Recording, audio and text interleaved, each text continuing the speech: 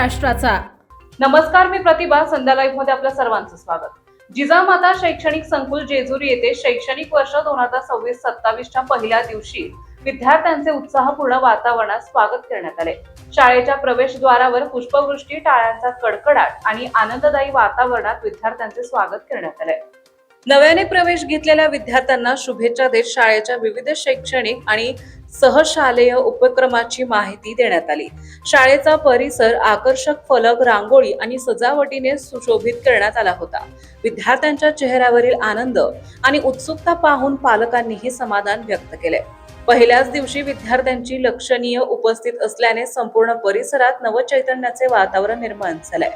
यावेळी राष्ट्रपती पुरस्कार प्राप्त प्राचार्य नंदकुमार सागर यांनी विद्यार्थ्यांना मार्गदर्शन करताना नियमितता, शिस्त आणि परिश्रम यांच्या माध्यमातून ध्येयपूर्तीसाठी प्रयत्नशील राहण्याचं आवाहन केलंय।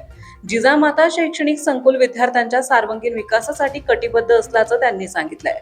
यावेळी जिजामाता प्राथमिक विद्यालयाच्या मुख्याध्यापिका गायत्री बेलसरे, पर्यवेक्षिका लीना पायगुडे, पर्यवेक्षक बाळासाहेब जगताप, पाठ्यपुस्तक विभाग प्रमुख सोनबा दुर्गाडे, सोमनाथ उबाळे, ज्युनियर विभाग प्रमुख किरण मोडक तसेच सर्व शिक्षक आणि शिक्षकेतर कर्मचारी उपस्थित होते। कार्यक्रमादरम्यान इयत्ता 1ली ते 8वीच्या विद्यार्थ्यांना मोफत शालेय पाठ्यपुस्तकांचे वाटप करण्यात आले।